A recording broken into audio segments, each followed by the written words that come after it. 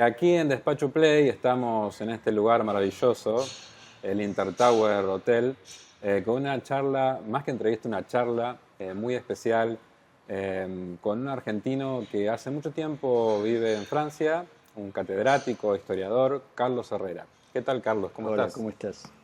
Un gusto estar con ustedes en esta ciudad querida para mí porque parte de mis orígenes pasan por esta ciudad que conocí muy joven.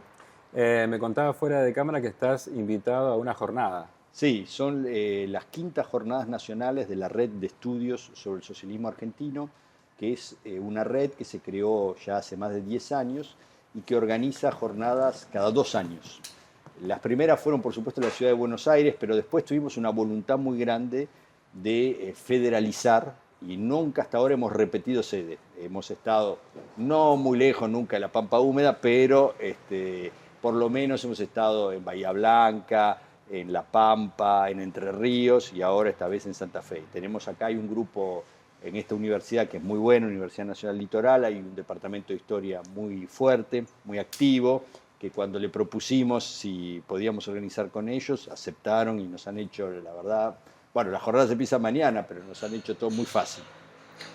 Eh, Me gustaría escucharte respecto de tu mirada, incluso, o sea, es una doble mirada, pues sos argentino, pero estás en Francia, sobre el proceso que encabeza Javier Milei en Argentina respecto a lo que realiza con el Estado y su idea, ¿no? Sí, es una problemática que en realidad no es únicamente argentina, digamos, a nivel discursivo ya se estaba encontrando en muchos lugares. Lo que pasa es que en Argentina, como en su momento fue el neoliberalismo en el Chile de Pinochet, en estos países muchas veces funcionan los laboratorios donde prueban las Claro. ideas que ya se generaron a veces en el primer mundo, ¿no es cierto? Yo lo veo con preocupación, por supuesto, también abierto, es decir, abierto a entender mejor lo que significa esto. ¿Qué quiero decir? Se trata simplemente, como yo tengo tendencia a creerlo, que un periodo que no durará demasiado y que fracasará como otros, o hay elementos más profundos donde hay una ruptura civilizacional y el mundo que conocimos a partir de 1789 ha desaparecido o está desapareciendo. Para mí es la primera hipótesis que cuenta, pero como yo soy académico, tengo que estar, necesariamente estoy obligado a aceptar que la otra posibilidad fuera tal. Hay muchos pensadores que han insistido, por ejemplo, con la ruptura que significa el mundo digital con respecto al mundo de Gutenberg, por ejemplo, la debilidad que toma las formas críticas. Lo cierto es que este modelo libertariano rompe con el liberalismo clásico y posiblemente rompa también con el neoliberalismo.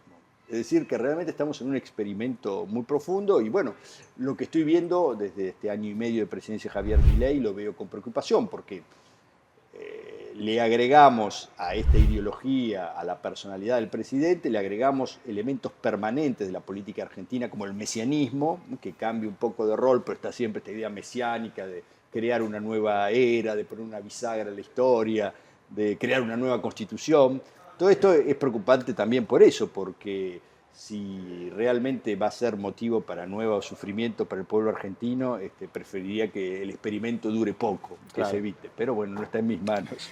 ¿Crees que hay en Occidente un auge de la derecha y la ultraderecha conservadora o es simplemente parte de la alternancia entre procesos de derecha y de izquierda que suceden en el tiempo, digamos? Sí, yo creo que hay un elemento, el elemento de alternancia sin duda existe.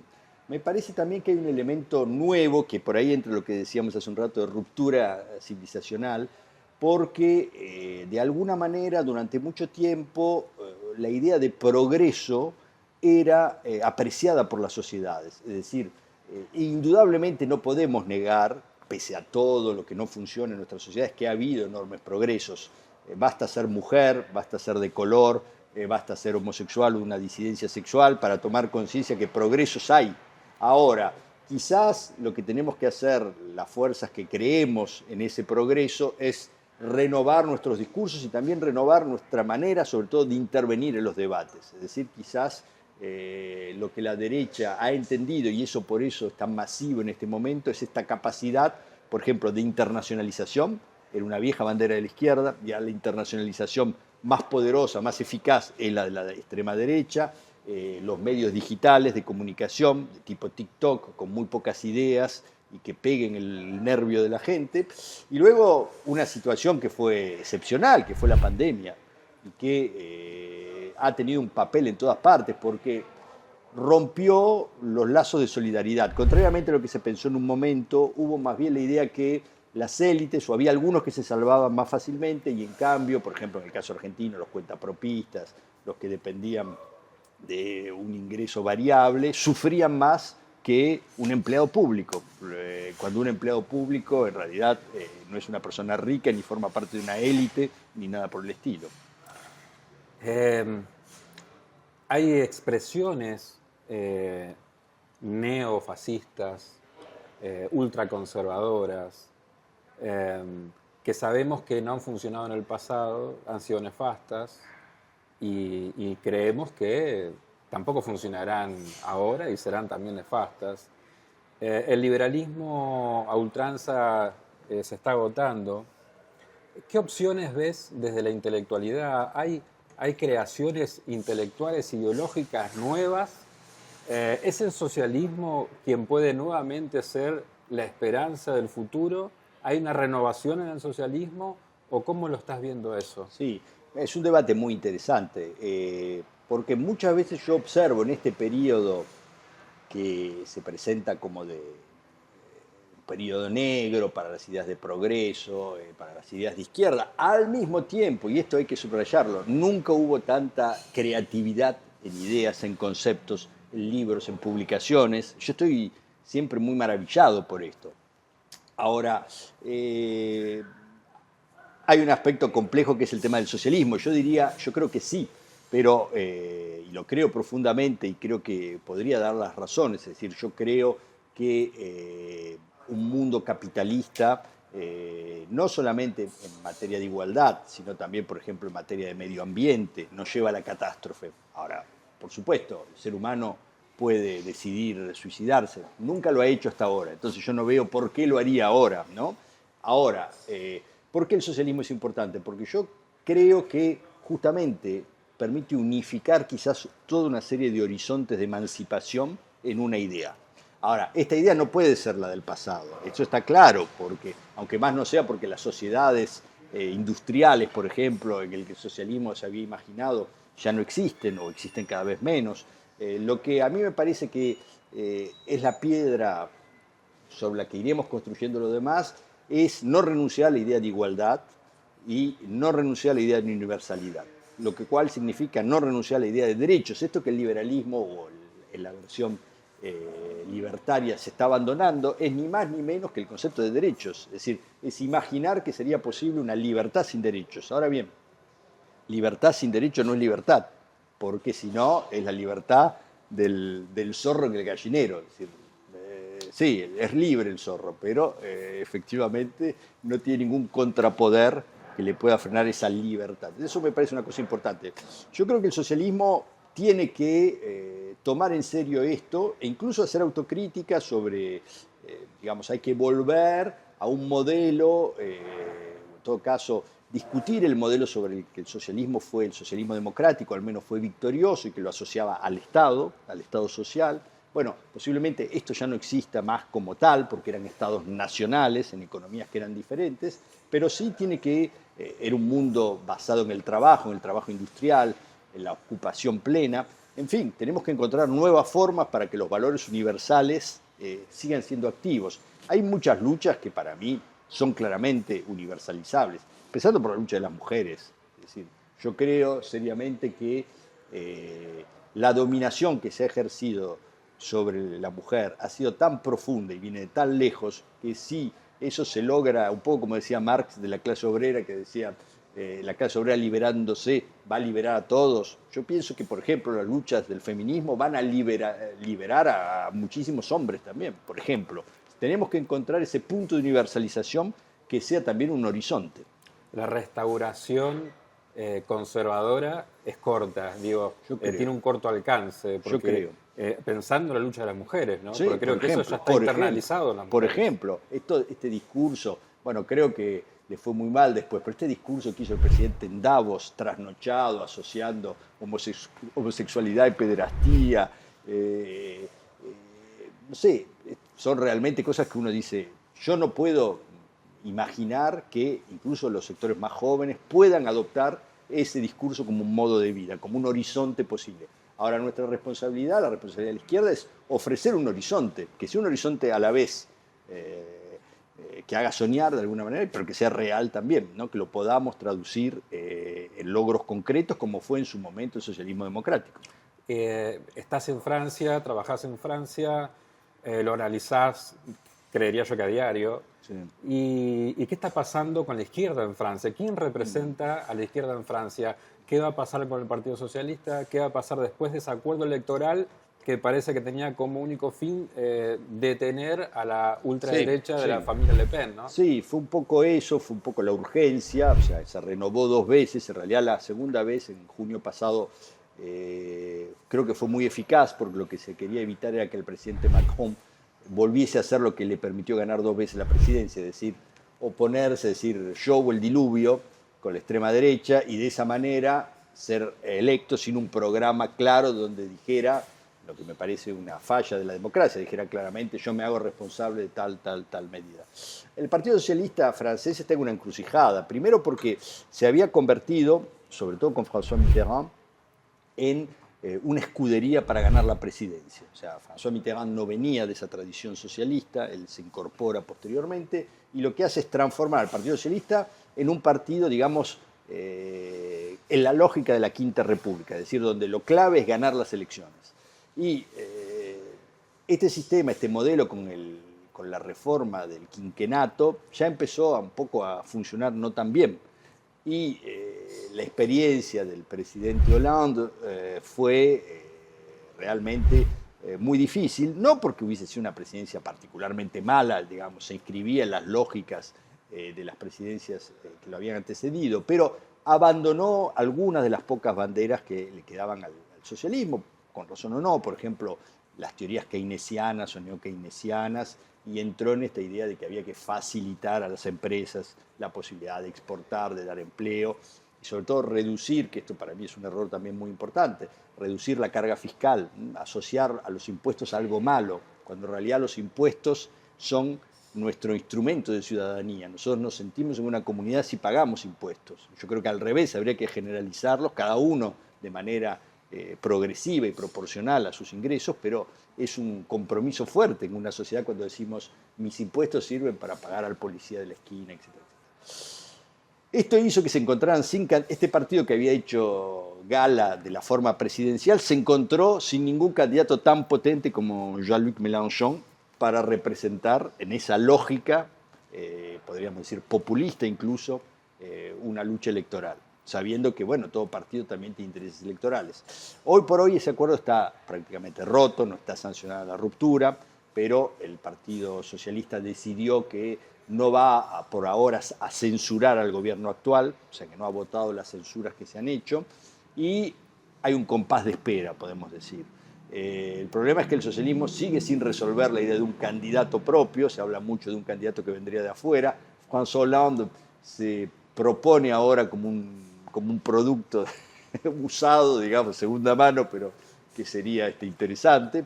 Entonces tienen un problema todavía. Y mientras yo creo no cambien un poco la concepción del partido, el problema lo van a seguir teniendo. Es decir, hay que abandonar la idea de una política extremadamente personalista.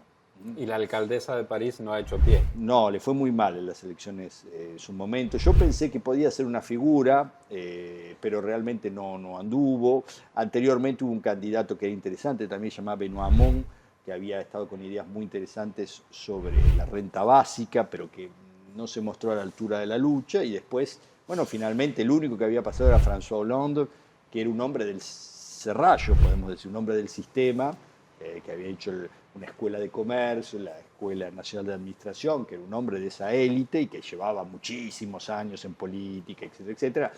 desgraciadamente, para muchos de nosotros no estuvo a la altura de lo que era la tarea, ¿no?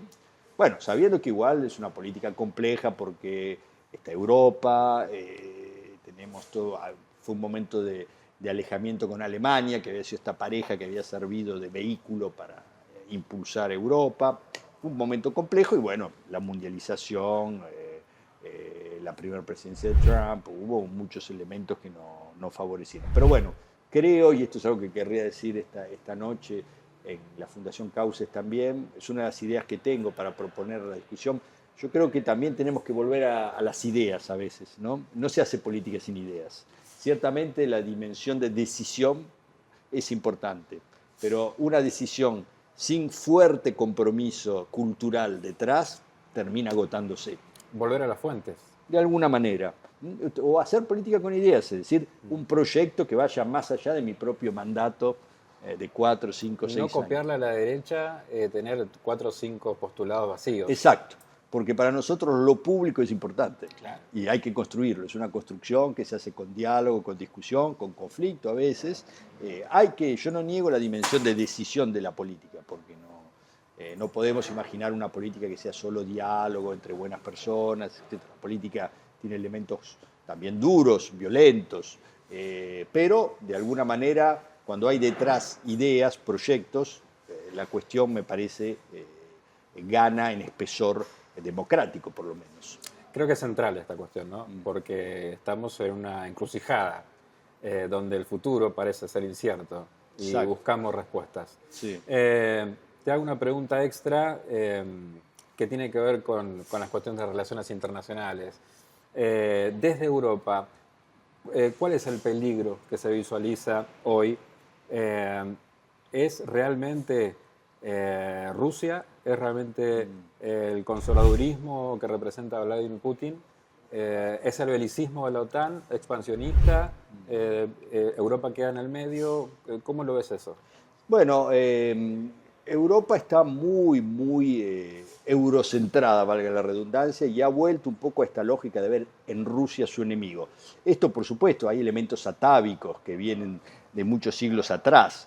No es solamente la Unión Soviética lo que representó para la Europa post-45, pero está este problema que a mi entender es un tanto erróneo, en el sentido se está aumentando muchísimo el gasto de defensa, los gastos, porque bueno, también es un negocio, vamos a decir, para Francia, por ejemplo, vender armamento es una de sus industrias más poderosas, es un negocio que permite crear empleos, que permite bienestar dentro del pueblo. Yo creo que es un problema porque Francia ha abandonado, Europa, digamos, ha abandonado lo que para mí le hubiese dado a Europa un lugar más importante en las relaciones internacionales, que no puede ser militar, porque nunca tendremos la capacidad militar que tenga China o Rusia, no es tampoco la capacidad económica, porque posiblemente el mundo con el que se construyó Europa ya no existe, pero es nuestra capacidad, de alguna manera, cultural. Uno de mis maestros, que se llama Etienne Balibar, él hablaba de un mediador evanescente. La idea que Europa, como ha sido una tierra de asilo, de culturas muy diferentes, quizás pueda ser el mejor mediador en un mundo que a toda costa no debe ser bipolar, porque un mundo bipolar, ya lo sabemos por la experiencia de la Guerra Fría, solo produce retraso, solo produce complicaciones. La multipolaridad en tal caso, exacto, ¿no? Exacto, y en eso creo que Francia y Europa en general ha dado un pequeño giro conservador, se ha mostrado menos abierto, por ejemplo, algo que era tradicional en la política francesa con los países del tercer mundo, como se llamaba por entonces, se ha alineado muy fuerte con Israel. Bueno, ahora, por suerte, la posición del presidente Macron está cambiando y ha defendido la idea de un Estado palestino, pero hubo momentos en realmente estamos en una situación muy grave, lo que está ocurriendo en Gaza, y Europa se alineó muy automáticamente, salvo el caso honroso de España, de alguna manera, se había alineado muy fuertemente con las posiciones americanas. Yo creo que al mismo tiempo está la discusión hoy para saber si finalmente por ahí este esfuerzo militar de defensa que tiene todo este lado, podemos decir, negativo, no puede operar, porque los procesos históricos son a veces así, inesperados, no puede operar de otra manera, es decir, dándole autonomía a Europa con respecto a los Estados Unidos, con respecto al paraguas de la OTAN, que fue siempre el límite de una política de defensa europea. quizás el hecho de contar con elementos de decisión en materia de defensa es, digamos, de manera paradójica también, es una manera para Europa de convertirse en un gigante político. Hoy es un enano, de alguna manera. Quizás criticamos mucho a Trump en muchos aspectos, pero esta política de alguna manera aislacionista le dé a Europa la posibilidad de cierta independencia. Exacto, exacto. Tomar conciencia que ya no puede confiar, como es un poco la norma, al menos desde el año 45, quizás del año 18, que cuando las papas quemasen se podía confiar con los Estados Unidos, que éramos parte de la misma familia unidas en el siglo XVIII, podríamos decir la imagen de Lafayette yendo a pelear, claro, que estábamos hermanados. En fin, todo esto posiblemente se justificaba a principios del siglo XVIII, como todas las revoluciones que hubo también en Iberoamérica. Había un elemento común que era la revolución de la libertad, pero hoy por hoy, y esto es lo que nos muestra Trump, estamos en otro tipo de relación de fuerza, de relación de poder. Sí. Bueno, la verdad que me quedan como 100 temas más para hablar con vos. La verdad que me encanta todo. Te agradezco por estos minutos, porque sé que tenés una agenda bastante ajustada y además tenés que descansar también, por supuesto, de tantos viajes. Muchísimas gracias y bueno, en otro momento que no estés en Argentina, seguramente haremos alguna entrevista por Meet o alguno de esos sistemas que hoy la modernidad nos permite, ¿no? Con muchísimo gusto, la verdad que sí. Así que muchísimas gracias, Carlos. Un gran placer. No, gracias a vos.